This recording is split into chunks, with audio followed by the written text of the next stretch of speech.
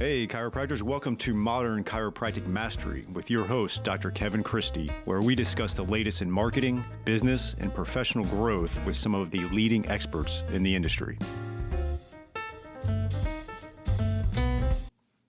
Welcome to another episode of Modern Chiropractic Mastery. Today I have on Dr. Chris Chippendale from the UK. I think it's his third time on, and I really love having discussions with him about the doctor-patient communication. And we, I think it was like 6 weeks ago, we had him do a webinar for our mastermind group, and it really was good. And we got a lot of great feedback on that. And we've decided to hop on another podcast to discuss the communication aspect of the patient experience. You know, as we discuss in this episode, I think the patient experience is multifaceted. You know, it's everything from actual clinical skill. I mean, that's the table stakes, like we talk about. And then there's service and hospitality. And then there's just basically what is that communication like with the doctor and the patient? And honestly, that has a big, it plays a big part in the patient outcome as well. As we dive into some of the nuances of communication and what Chris talks about with, clients and chiropractors he coaches and his own team of doctors there. And then also excited to announce we are going to be hosting, Chris and I are going to be hosting in London in 2026. So June 20th, 2026 in London, meeting space TBD. But we do have a registration page now, and it's going to be about 30 people, and then we're going to cap it around there.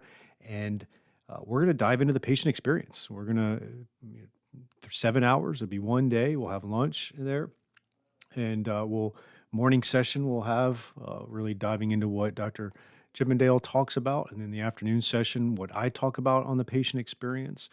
And then we will have some heads down work to help you build a new patient experience. So if you're in Europe, we'd love to see you. We've got actually quite a few Americans coming on over, some from our mastermind group to attend this.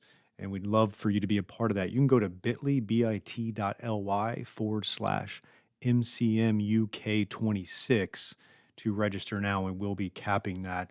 And we are putting it a fair dollar amount on there to make it digestible, but really action-packed. It's not going to be just a didactic lecture. It's going to be interactive, and you're going to really build a new patient experience for your clinic. So check that out at bit.ly/MCMUK26. We'll put that in the show notes as well. And without further ado, here is my interview with Dr. Chris Chippendale. All right, excited to have Dr. Chris Chippendale on the podcast again. Not your first time, is it? Maybe your third time? I was thinking this earlier, yeah, third or fourth maybe. Yeah, it is. And so before we dive into some aspects of the patient experience today, what's new in your world? Yeah, so I've been doing a lot of work with our team at the moment. We've expanded a little bit, and doing quite a bit of work with a couple of new graduates we're onboarding. So that's been really good fun, getting them up to speed. And also just increasing our network in our community. We've got a few other practitioners in the area. We're looking at actually doing some collaborative work with a couple of osteopaths and physiotherapists as well. So that's had quite a bit of my focus lately at the moment as well. In terms of my coaching, I've just wrapped up the cohort for this year for my certification program. And then, looking to enjoy a bit of time off in the summer and then dive back in September. Yeah, there's September always seems like the beginning of the year for people. I was listening to that a couple years ago on a podcast. See, obviously everybody thinks January 1st is the beginning of the year, which on a calendar it is, but September really seems like the beginning, right? Yeah. I think we've had the nice break and we're ready to get back into it. Yeah, absolutely. So I'm ready to hit that hard. We're always slower in South Florida in the summer because everybody's vacationing or snowbirds are gone. And so it's time for us to unwind a little bit and plan for the rush of the season for us. So it's exciting. But the other thing that you and I want to make mention, you did, so for our mastermind group, we try to supplement our in-person meetings, our 4 per year, with 3 webinars from outside experts. And, last year we did it all on finances. That was in 2024. And this year we wanted to do it on leadership. And you were kind enough to do part 1 of that for us, and was very well received. So I want to thank you for that. My pleasure. It was good fun. It's a really good crowd of the mastermind. It was lovely to present to them and get someone we sort of chatted a bit online. It was nice to put a face to a name. Yeah, it was great. And then it kind of worked out because something that my wife and I have been planning for since 2019 was that, and this was before we were married, but before we had kids, and we're like, we wanted to have a family. I mean, we do now. We got two young boys, and we're like, when they're 6 and 4, so which that'll be next year, they'll be 6 and 4. We want to start doing summer trips where we actually do immersion into a particular area or city, mostly probably be in different places in Europe throughout the years, but it'll be also be in the States and such. We probably won't do any places that are really I like I've been to Cambodia, I've been to some places that are, definitely a little bit outside An of your adventure. comfort zone, right? Yeah. Yeah. Yeah.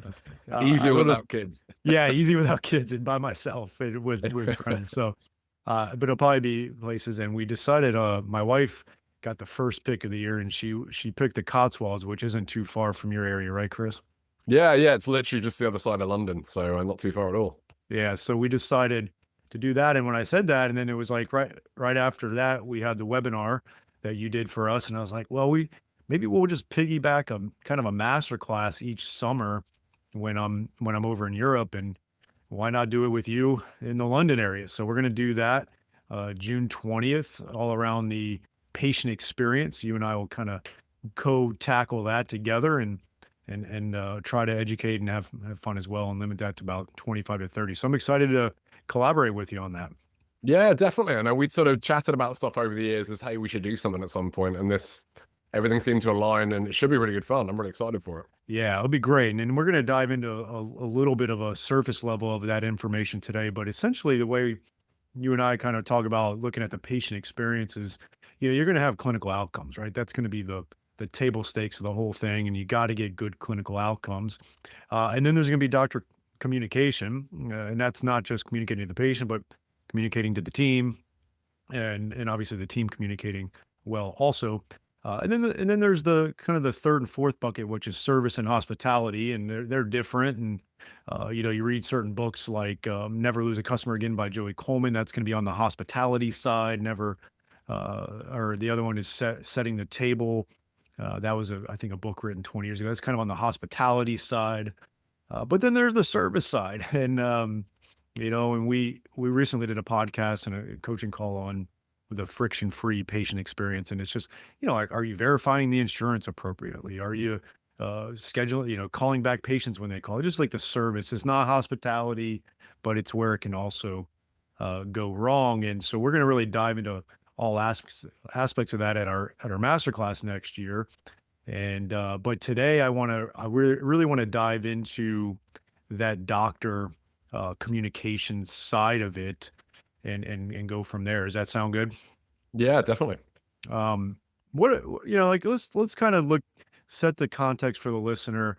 I feel like the doctor communication, if it's really good, and you'll explain what good is to us, um, I think that's actually going to be good for the clinical outcomes, right? Like, inherently, it's going to have a doctor that communicates well. Even if you took the same treatment, everything else is the same, but the communication was poor by one doctor and really good on the other, the clinical outcomes in my mind are going to be different. So there's that part of the doctor communication, and there's just like the essentials, right? It's like, okay, what's the diagnosis? What's the treatment plan? What's the expectations? Why did the injury happen? And then obviously there's the communicating with the team and stuff. And so you start where you want to start, but I want to kind of keep it within the guardrails of that.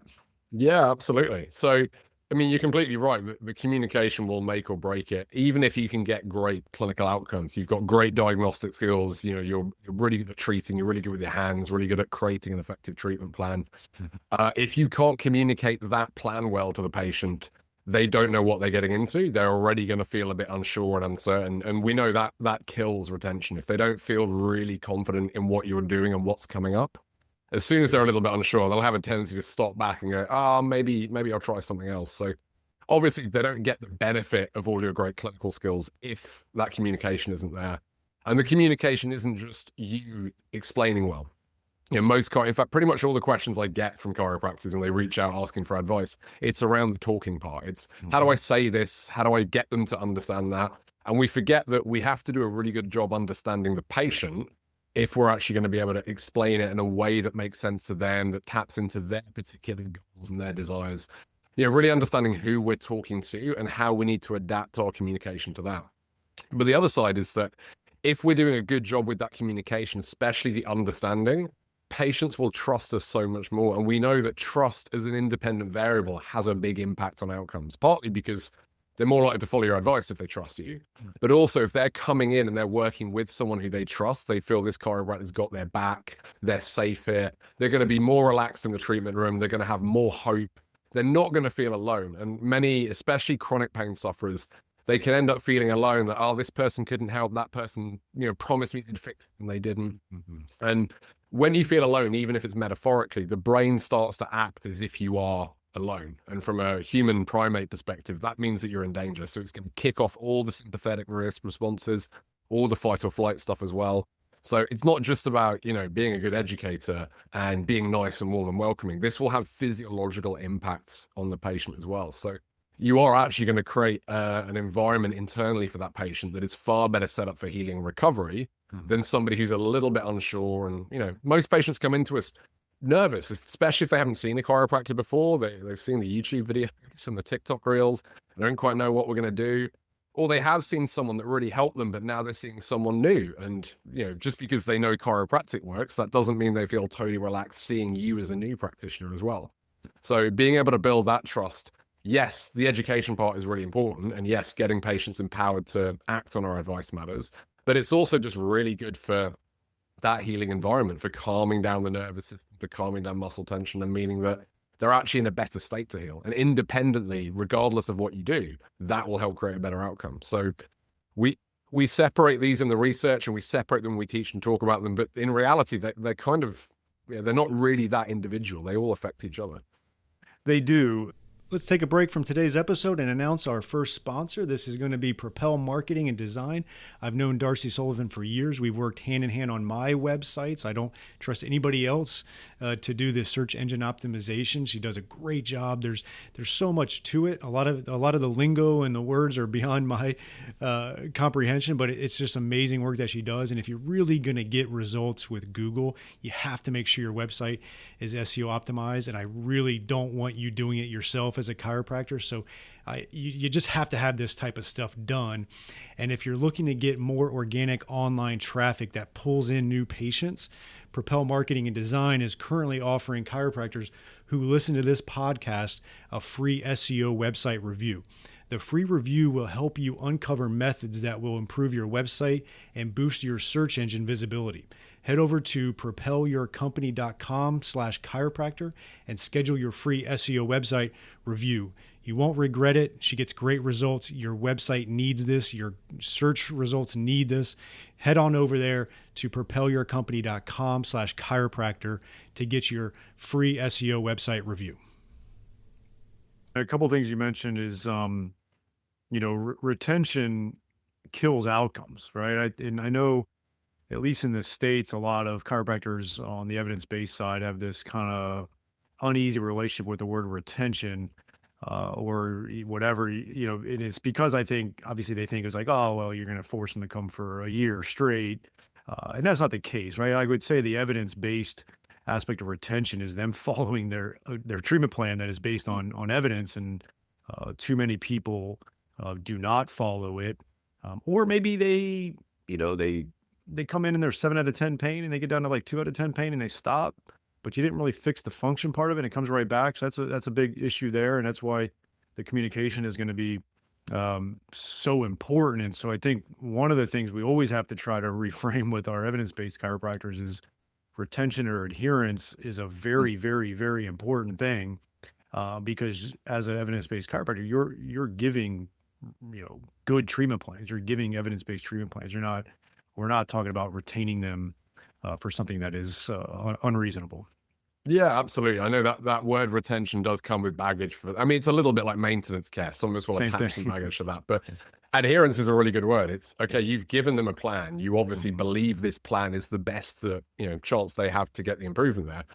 Why wouldn't you want to help them stick with the plan? Now, I think part of where that comes from is many of us, we see it as our job to persuade the patient. We feel like we have to kind of educate, but sort of with an agenda to persuade them to stick with the plan. And, we're not trying to manipulate patients or do anything unethical or, the sleazy sales tactics or anything like that. But we think that particularly our reported findings for our patient education, the idea of it is to make sure the patient does what we think is best for them. And when you're in that state of trying to persuade or convince patients, there's always that little agenda there. They will pick up on that. They can sense that, oh, you're asking this question for this reason. You're saying it this way. I feel like you want something for me that I maybe don't want. I literally had an email yesterday morning come from a student. Someone had passed on some of my material on particular communication strategies and motivational interviewing. And he said, look, this stuff's great and I can see how it could really help. But I was on a sales call with a practice building company recently and he was using this stuff and it just made me feeling icky. He's like, how do you do it without it feeling icky? And I just said, well, you knew he had an agenda. You could tell he was trying to do it to convince something. When I do it with a patient, I'm not trying to persuade anyone of anything. I never try to convince a patient what to do anymore. My job is to find out more about them, get curious and explore.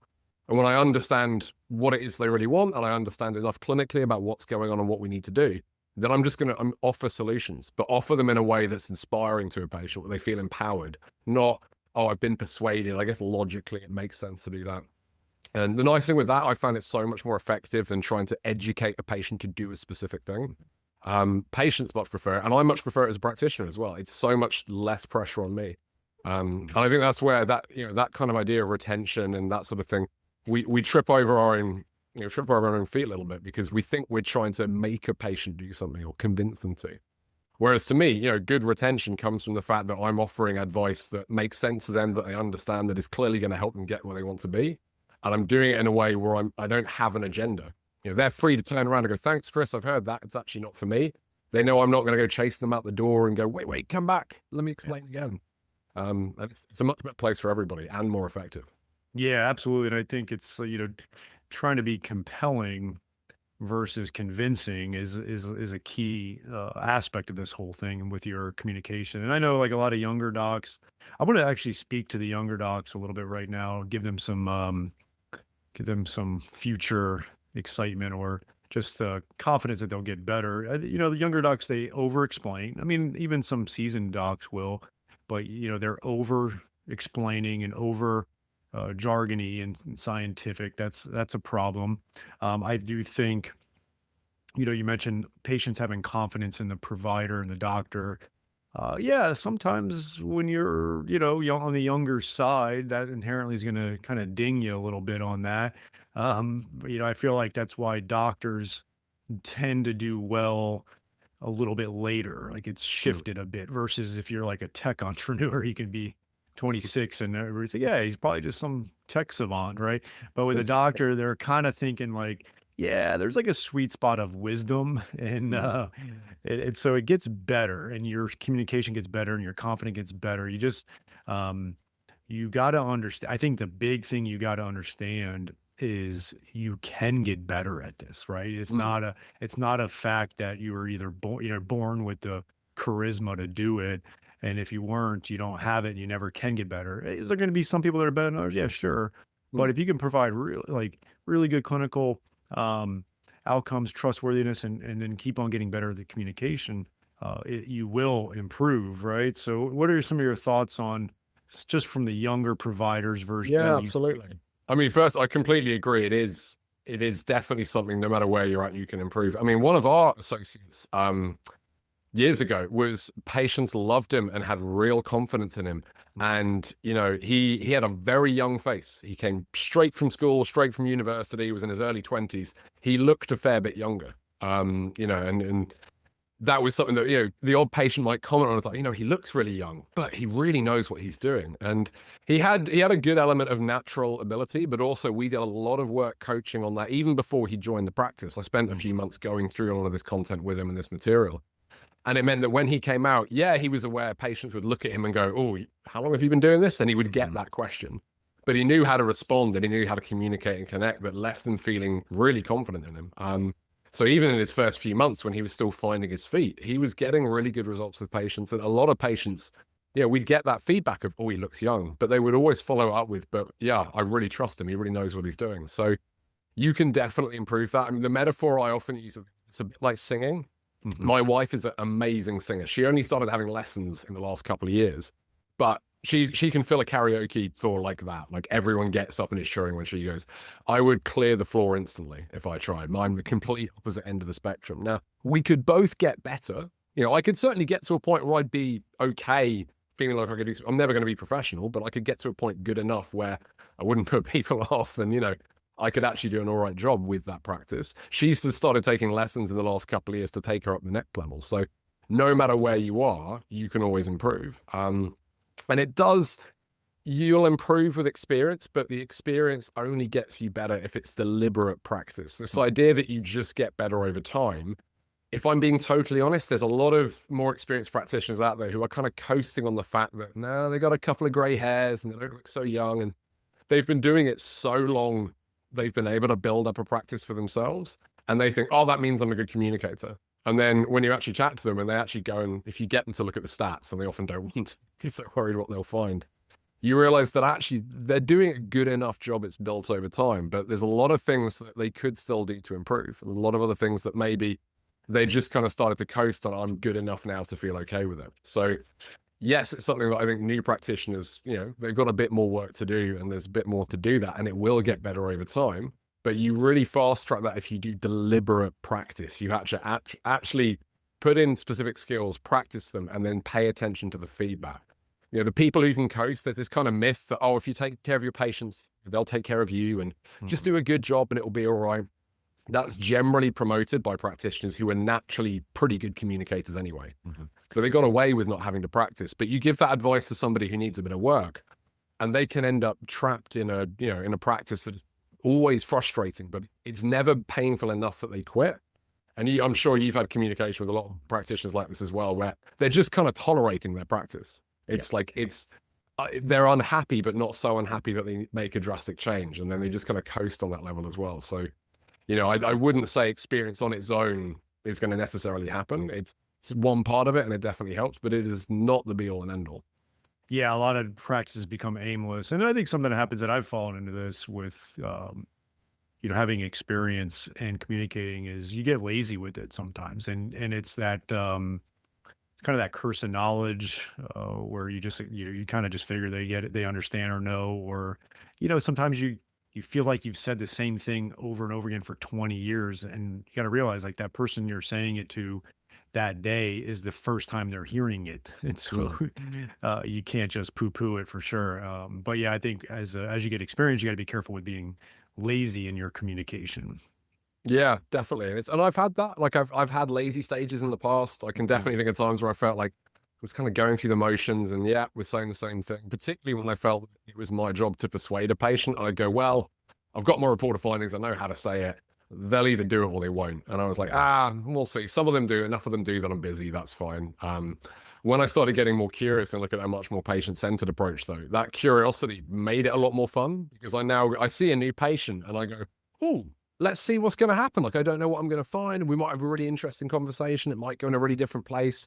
It's more than just, I reckon I can find the pain generator. I have no idea what kind of person's going to bring that tissue and that spine into me as well. So yeah, I think certainly that curiosity and that ability to really connect at that deeper level. Like I enjoy practice more now than I ever have in the rest of my career. It brings a lot more fulfillment to me because every day is different. And yeah, you can definitely get through that point where it feels a bit routine, but if you can break through the other side, it actually gets even more fun. Yeah, no, it makes sense for sure. Now, what would be just some of your tips for the doctor communicating to the patient? Then we'll go doctor to the team. So doctor patient, I kind of touched on it a little earlier. The number one thing is you've got to be a really good listener. And that is something that you can choose to do. That is something that you can set your attention to. And the key thing for me is listening to understand, not listening to respond. Mhm. We've all had experiences where other people have clearly been listening to respond, like you're at a dinner party, you're at a night out, and there's that person who's the classic story topper. It doesn't matter what anyone says. They just can't wait to jump in with their story Yeah. that's like your story, but it's better for them because they're in it. Yeah. And, that kind of, I'm not really listening. I don't care what you're saying. I'm just waiting until you say something that allows me to jump in. Yeah, that's the kind of extreme version. But I think a lot of us as practitioners, we get trained to do this because we look at our OPQ or ST or Socrates, whatever clinical history form you use, and we're listening to the patient tell us their story, tell us what's brought them there. And we're doing it with this agenda of, I've got to fill in these boxes and get this specific info. Mhm. So we're really listening to get some answers and kind of respond with, okay, tell me about what makes it worse. Tell me about what makes it better. What else have you tried? And we need that info. I'm not against those questions. But if we go into it with that intention there, it can start to feel routine to the patient and they feel that, we're not really listening to the same level. If you're listening to understand and really just find out, first of all, like what journey has this person been through? What's going on with them? How do they feel about what's going on? What are they really worried about? What are they struggling with? What are some of the things they've tried that have left them feeling frustrated or anxious? If I can show that I've understood that and just briefly, and a very brief summary can do this, you just reflect back what you've heard, then straight away they're going, wow, this doctor really listens. And that is the number one thing that patients look for. You survey members of the public and say, what do you want in a doctor? A doctor who listens is always, every survey I've seen, the number one thing. So we need to do that in a way that shows we listen to them, not just let me put on my chiro processor brain and analyze where I think the pain generator is. So being able to do that before you actually try and communicate back, I think is really, really key there. And in motivational interviewing, if you had to just describe it briefly, what is that? And then what does it do in that regard? So motivational interviewing, it's an approach that actually came out of psychotherapy, working with alcoholics originally, but they've adapted it and expanded it. And it's a very big part of healthcare now as well. It's just as relevant for chiropractors. Really, it's about helping to empower patients to make changes in their behavior. So from a healthcare point of view, that could be just getting them to stretch occasionally. It could be getting them to maybe move a little bit more, maybe, take on some exercise, maybe work on their diet, whatever it might be. We all have patients who come to us and we can go, well, I can see the problem. I can fix this thing and I can adjust that and I can loosen that. But the real problem is their behavior is leading them back into the same situation. And, we've all had countless frustrating experiences where you can tell the patient what to do, doesn't mean they're going to do it. So motivational interviewing is about really understanding what's going on with this person. So working out what stage of change are they in, because you look at the research, there's actually 5 different stages of change. And we often try to assume that they're actually towards the end and try to push them along. And done badly, that can actually reinforce reasons to stay the same. And I can look back to my earlier career and the way I interacted with patients. I definitely pushed some patients in the opposite direction without meaning to. Giving advice, but giving it at the wrong time. We're trying to use logic without actually checking if that's what they needed. So you can actually make it harder for patients to get better if you don't do that. And motivation interviewing it's the best tool I've found for helping to empower patients and just nudge them along that process. And sometimes that means being patient. Sometimes it means you can't get them to change everything, in the next few. I mean, you think about, listeners might have had this before where they've gone, you know what, I just need to overhaul my health. And I'm going to get back to the gym. I'm going to eat properly. I'm going to cut out the alcohol. I'm going to cut, all these sorts of things. People maybe do that 2 or 3 times in their life. Like where they go, I'm really going to overhaul everything. Yet as chiropractors, we sometimes try to encourage our patients to do that now. And if not, they're not at that point in time when they're ready for that. And odds are they usually aren't. You can end up making it harder for them to do anything. So it's really about doing that and helping patients to understand their own reasons to change and also their own reasons why they maybe don't want to change. They're usually in 2 minds about it. If they're not in 2 minds about it, they're already doing it. So helping to see what's on either side of these kind of scales and help them to, reinforce the reasons to change and help the reasons to stay the same become a little bit less powerful. Love it. Let's take a short break for one of our great sponsors, TrackStat. It is a new type of software plugin for your EHR that combines patient communication, marketing, automation, and statistics with patient and employee tracking. Built by chiropractors for chiropractors, it shows your team what to focus on each day. See patient visit habits, missing information, unpaid bills, insurance collection visit average, and more. Great visibility of data so you can focus on filling your office with your best patients. When you can see what your staff and patients are doing or not doing and take action accordingly, your profits naturally grow. Take TrackStat for a test drive in your office with our free trial. Not a techie, no problem, we can help. To get started on your free trial, visit trackstat.org and watch the demo. That is trackstat.org. You could punt this if you want, but because I'm not too familiar with it either. But have you heard of NLP or neuro linguistic programming? Yeah, so I'm familiar with it. I'm familiar with the overall concept. I haven't really studied it that much. The reason being it's often used in the context of a little bit more persuasion. So Correct.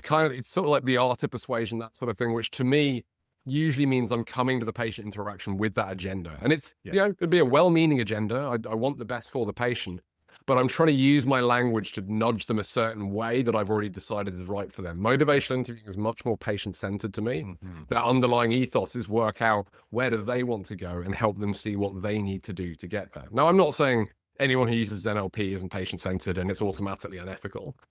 You can certainly use it in service of that, but the kind of foundations of it and the background and context didn't gel with me quite the same way as motivation interviewing. I'm sure there are overlaps though. I know people who've done NLP courses who come and done my courses and said, "Oh yeah, there's a thing a bit like this in NLP where they talk about that." And a lot of the skills about kind of building rapport, which MI does a really good job with, come into NLP as well. So Yeah. there'll definitely be some overlap there as well. Just to me, motivation interviewing felt that there was more kind of respect for the patient's autonomy, and it's more about supporting and guiding them versus trying to persuade and push them a certain way. Yeah, and that's why I brought it up because it can get a bad rap, the NLP stuff, and I don't have a lot of experience in it. I remember being on the other end of someone that was NLPing me, Mm. and it didn't feel great. And Yeah, so I've had both. I've had people motivational interviewing me, and it's never bothered me. yeah. Like, well, even if I can see what they're doing, I'm like, oh, Mhm. you're doing that thing where you're trying to help me work something out. Yeah. Like, I can straight away spot you're trying to help me. Whereas, yeah, the NLP, like, Mhm. the kind of sales calls, you might get stuff like that where it's sometimes used. I'm like, I see what you're doing. And you feel there's a disconnect between the words you're saying and the way you're saying it. And I feel like there's some difference between what you're trying to present to me and what's going on in your brain. Whereas with MI, it's nice. I can get rid of that mask totally and just be myself and not have to worry about how I'm seen and that sort of thing. I'm not totally anti it. It's how you use it, definitely. Oh, of course, for sure. But that was one thing I got out of your webinar you did for us was that differentiation of it, and I appreciated that. I wanted to go. I'm going to throw something out there. I recently released a podcast, just the audio of a lesson that Bobby Maybe did for our Chiropractic Success Academy, and it's fascinating his take on as doctors, we know we have difficult patients, right? And challenging patients. And sometimes I've heard it called the 10 percenters, or like 10% of your patient base is just going to be challenging.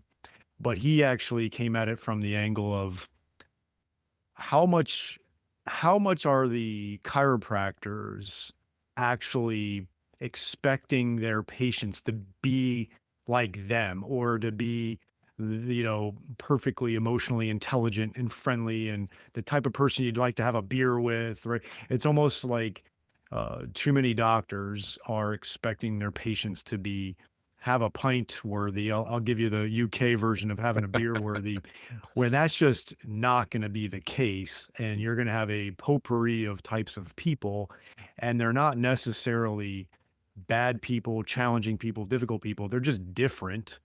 Or maybe you have a narrow margin of what you like in people. What are some of your thoughts on that? I found it just very fascinating what Bobby was talking about. I know you haven't listened to it yet because it No, hasn't no, come but out I yet. think Bobby and I have had conversations on this theme before as Okay. well. So, Yeah. yeah, definitely. I think I kind of differentiate between what I call genuine patient centered care with patient centered light. And in my experience, most practitioners who describe themselves as patient centered are patient centered light. They think that, okay, well, being patient centered, it's about not being money centered, not being doctor centered, not selling big plans, not doing they're like, well, I don't do the bad stuff and that makes Yeah. me good. It's like, Mhm. no, if you don't do the bad stuff, that makes you not bad. Yeah. But it's not a binary, it's a spectrum. And going to that genuinely patient-centered place, it does require you to understand that, yeah, people are different to you. They will have different priorities. They will have different values. You know, we had a coaching morning with all our DCs this morning in the clinic, and this topic came up of a patient who, he wanted to get his neck sorted because he was aware that his lifestyle wasn't great, and when he would go out and drink all weekend, his neck would get bad. And he said, "Well, I really want to get this neck sorted so I can go out and drink on the weekend and not worry about my neck on Monday." And this newer chiropractor thing, like, but like it's tough because it's like, he should, like, that's just going to flare things up. And we were chatting about it. I said, look, if his value, if he genuinely, that's what he's after. I said, as long as you've given him the advice and you let him know what to expect, and he knows that, what, if you do go back and you start drinking 15 pints on the weekend again, there's a good chance this is going to come back. Like, you've done your job. And it's a struggle, I think, not just for new chiropractors, experienced ones as well, because we assume that what we feel is best for the patient is what they feel is best. And if they don't agree, if they have different values or different priorities, we start to label them as difficult patients. Yeah. And then the problem is we start to respond to them like they're difficult. As soon as you say, this is a difficult patient, you will not engage with them in the same way. You'll start to try to create an agenda in your head because you'll try to go, I need to get them to see this thing. Or you'll do the opposite. You'll pull back and disengage and go, well, I'll do what I can, but they don't really want to help themselves. Yeah. And as soon as you're saying that to me, you can't be patient-centered and do that. And I get it. And I don't judge any practitioners for it. There's a couple of patients I can think of right now who challenge me in this regard, where I see them come up and it's like, okay, I need to just remember to check in with them and see if they're happy with care, and not try to persuade them, because they're doing a couple of things that are making me think, I really want to just get you to understand X, Y, Z. So it's not about being a saint and being perfect all the time. It's recognizing that, and recognizing that different people want different things, and that's okay. Because if you can't accept that, I would argue you can't be truly patient-centered, because you can't put their goals first. You can't really engage in shared decision-making, because you'll always take on a slightly paternalistic, slightly patronizing, I know what's best role. And then you get frustrated with those 10%ers who don't do it. And I heard someone recently talk about marriages don't break down because there aren't enough good times. They break down because the bad times are so bad, people go, it's not worth it. Yeah. And I think a lot of chiropractors break down because those 10%ers frustrate them and stress them so much, they fall out of love no matter what the 90% you get better results do. Yeah. And I think most of us think about, how do we help the good ones do better? But if you can change that perspective and you can look at it as, difficult situations, sure. I have difficult conversations with patients. But if I can avoid that labeling, I find they just don't drag me down the same way. I can stay more present. I can stay more patient-centered. And I might get out and go, okay, good. Like, Bob, my maintenance patient, always comes in and we have a laugh. He's in next, a bit of a palate cleanser. Like, that's fine. But it's just about, trying not to fall into that trap of feeling like you need to change them. Because again, once that labeling kicks in, it's really hard not to do anymore. Love it. Great answer. And I think, sage advice for sure. Let's take a short break from today's episode to tell you about the best decision I've made in my clinic in the last 10 years. And that has been adding shockwave therapy to our clinic. The outcomes have been really impressive. Certain conditions we were struggling with in the past, we're now seeing results with the shockwave therapy for that. And second of all, the ROI has been really good. When you make a big investment in something, you want to see a return. And we're seeing that return in clinical outcomes and in our investment. And that's been really nice to see. I chose Keenest Medical for 4 reasons. One is the technology is top notch. You have to have great technology. There's a lot out there that isn't quite up to snuff. The second thing is they have a really good clinical training. They have an exclusive partnership with Academy of Shockwave Excellence so that you can become clinically proficient in shockwave.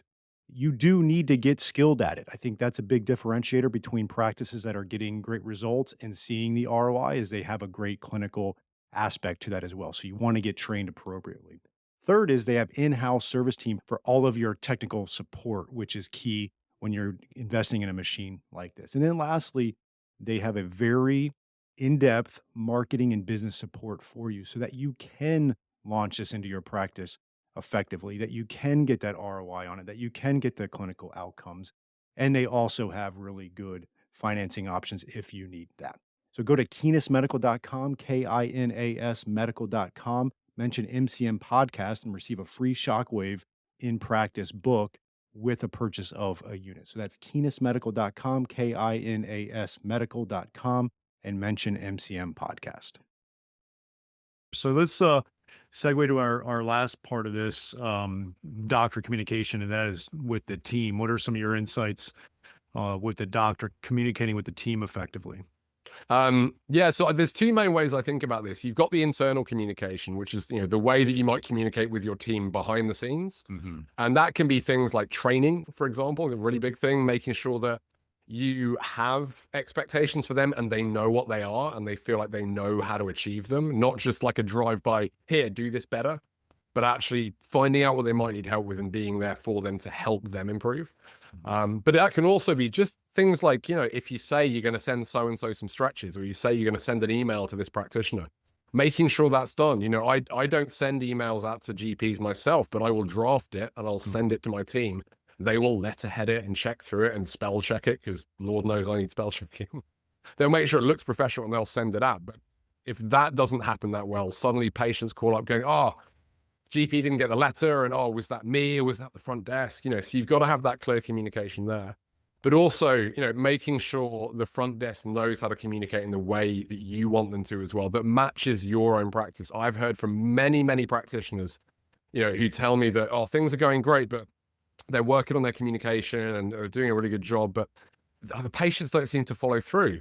And then, if I come into their practice or I chat to them about their team, I realize that their team are undermining them. They're sabotaging them, not deliberately, but they just haven't been trained in how to actually encourage patients to follow. So, like a really obvious example, I would recommend to practitioners that they encourage patients to book a few visits ahead of the start. If you know they're going to need to come in this many times a week for this many weeks at the start, if they pre-book those, the patient comes in, they know there's a plan, the plan's in place. They're not having to recommit to care every time they come in.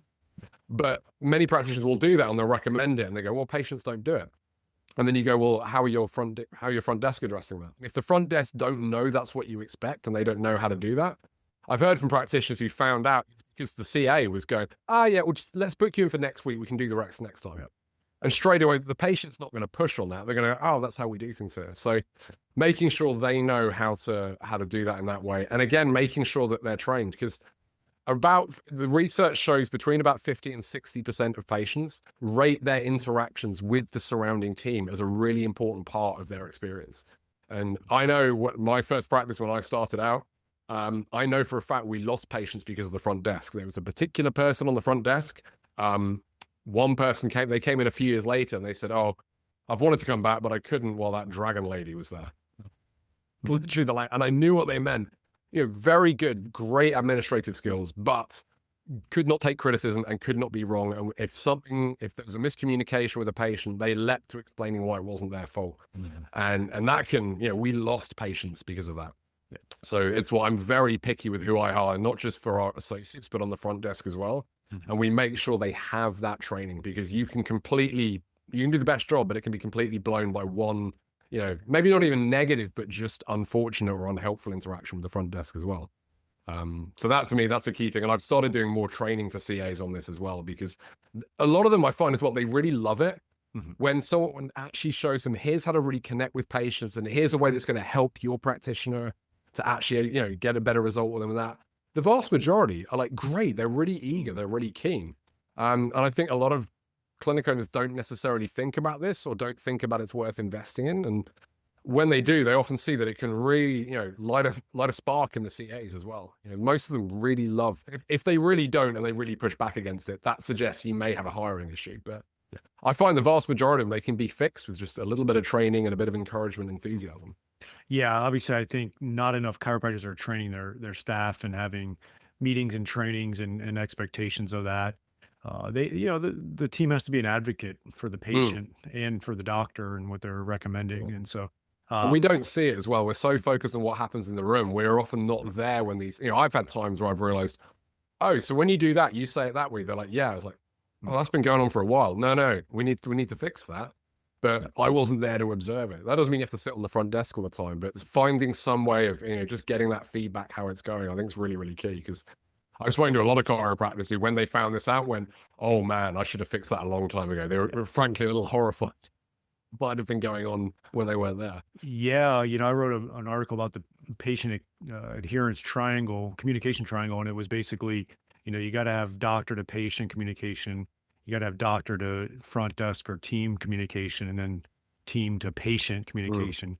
And oftentimes there's a side of that triangle that is broken, and it really needs to be fixed. And yeah, sometimes it's subconscious. Like even the Scheduling Institute talks about new patients. Like they're big on bonusing the front desk in a particular way based on new patient numbers because various reasons. But one of the things they talked about, they came and spoke to our mastermind back in 2023, I believe it was.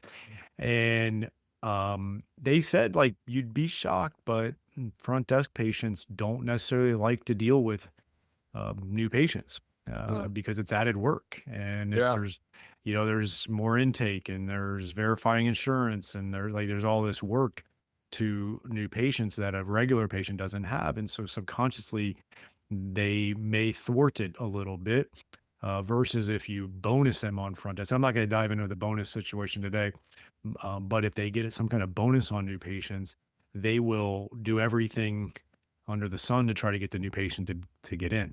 So yeah, definitely. We started working with a remote reception team recently, Balance VA, who we have in-house reception, but they do out of hours, and they do if the phone isn't picked up quick enough, it'll divert to them.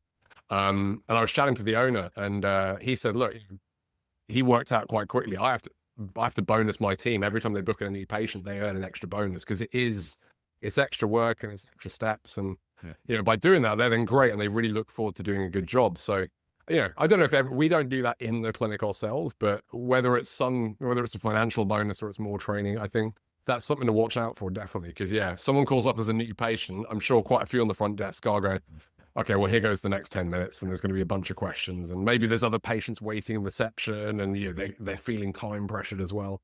So I think it's a good idea to find out if that's going on and find out what you can do to help with it as well. Awesome, Chris. This was great. I'm excited about next year, June 20th. Just save the date now if you're listening. But we actually will have a registration page up there. You can sign up. We are going to limit it, so make sure you do save that spot. But how else can they find what you're doing, Chris? So best ways to find me, my website, patientcentered.co.uk or .co.uk for American audience there. As far as I'm aware, I'm the only Chris Chippendale in chiropractic. If you're on Facebook, I'm generally around on there. You can message me. Or my email address is just chris@patientcentered.co.uk. Well, probably worth putting that in the show notes because we spell it differently here. If I'd known at the time when I set up my website, I probably would have picked a different name, but there we go. But yeah, just email or find me on Facebook or find me on my website. I'm always happy to chat. And if people want a bit of advice or some signposting where to go, I'm more than happy to help. Awesome. Sounds good. Thank you. Lovely. Thanks again, Kevin.